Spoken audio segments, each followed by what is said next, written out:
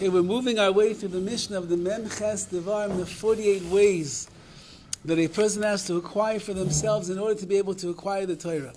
And the next one is Anova, Ba'anova, a person must have inside of them the trait of Anova, of humility. Now, why is it that humility is so essential for a person to be able to be Mekabel the Torah? We know that Chazal tells us that Ezeu Chacham, who is a wise man, Haloimed Mikol Adam, the one that is able to learn from everyone. If a person will look at everybody in this world as being someone that has something to offer them in the world of Torah, and you're humble enough to acknowledge that and to admit that, then you're able to learn Torah from anyone that has some Torah to be able to give you. But if a person has an inflated ego, and a person thinks that I myself know more than everybody else that is out there, then even when you come in contact with the greatest of the Talmidei Chachamim, the greatest of the Rabbanim, the greatest minds of a generation, a person who believes more in themselves than they believe in the abilities of others to be able to give over the wisdom of the Torah, they cannot be makabel, they cannot accept the Torah from anybody else. And therefore say Chazal, that if you want to be able to learn Torah sincerely and emerson in the right way, a person must have acquired the trait of anivus, of humility. Humility allows me to listen to what my Rebbeim say. It allows me to listen to what somebody else has to offer. It allows me, as he pointed out perhaps in the beginning, and that is that there are many things that are said in the words of Chazal, in the words of our sages, that the average Amerikanische mind of today's generation simply cannot wrap itself around those words. There are many things that Chazal say that are very sharp, and they're very shot right between the eyes. And a person who says to themselves, what are Chazal talking about? What are those rabbis saying? As if, one of my favorite questions of all time is, that can't be what they really mean. No, actually, it could be what they really mean. It's just that we ourselves, our minds are not attuned to the emes, to the truth of what it says in the Torah. Now, someone that is an anav, someone that is filled with this trait of humility, that means that they are humble enough in their own eyes to be able to admit that there is a wisdom and there is knowledge that is in this world that is outside of my realm, and if it's coming from the right source and it's coming from the right place, then it is my obligation to be machiniyah, to humble myself even more, to be able to listen and try to understand to the best of my abilities what that is. If you want to be makabel, if you want to be able to be someone that is going to learn the Torah properly and be able to engage in it and bring it into your life, into your world, you have to remove yourself in order to hear the words of the Ribbono Shel Olam. HaKadosh Baruch Hu says that I cannot live in a place with somebody who is inflated in their gaiva. The Shekhinah does not come into such a place. The Shekhinah rests amongst those that are humble.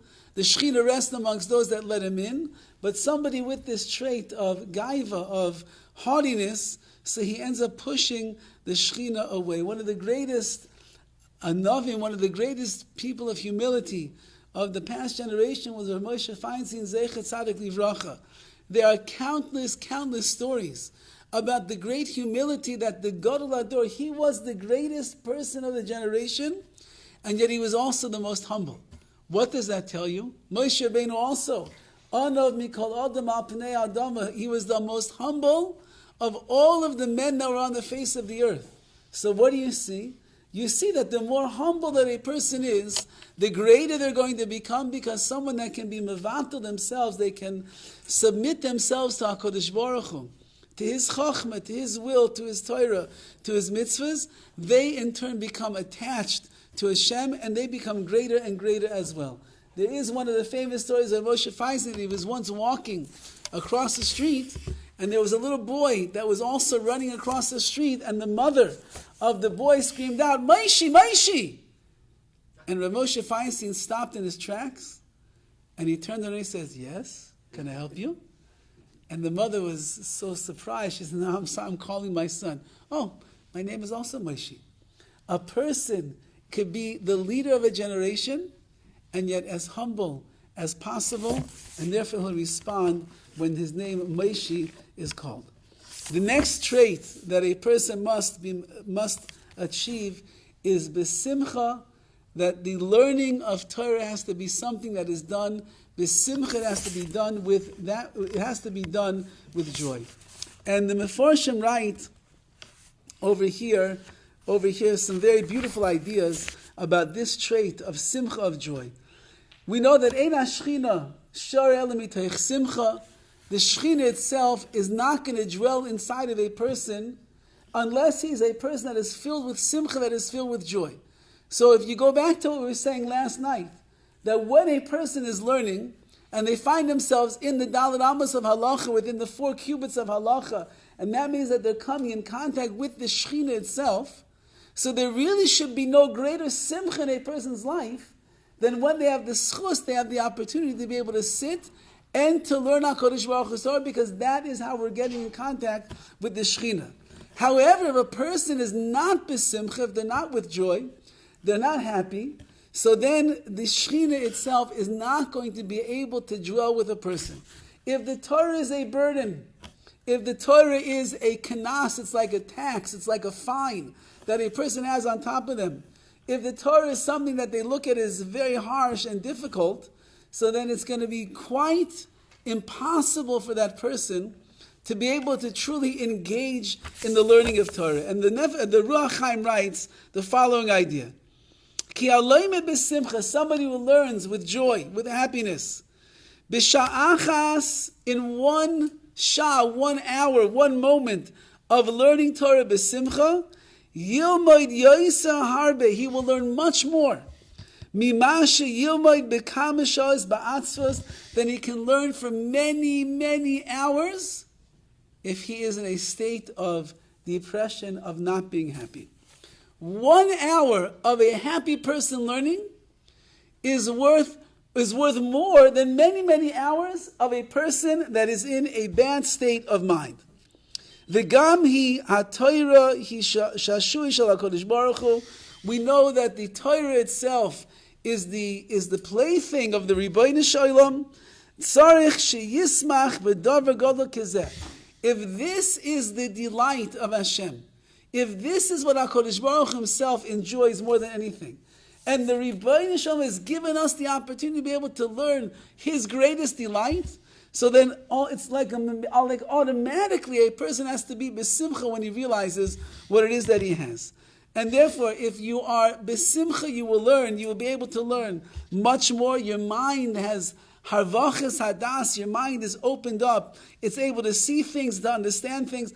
The truth is, if you look at most pictures of Gedolei Yisrael, unless they got them like in a very serious moment, but if you look at most pictures of the great leaders of Klal Yisrael for all the generations, there's always the one thing that is running in commonality with all the faces.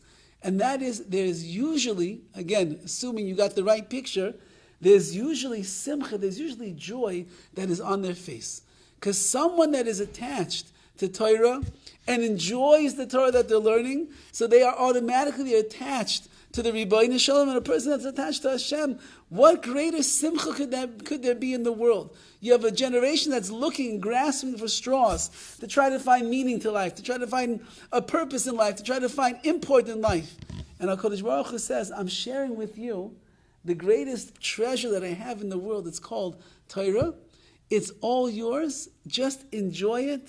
You can gobble it up. You can enjoy every single word that is in there. And a person will find themselves in a state of true simcha if they will do it like that. And then, just to finish it off over here, he quotes this Gemara that says,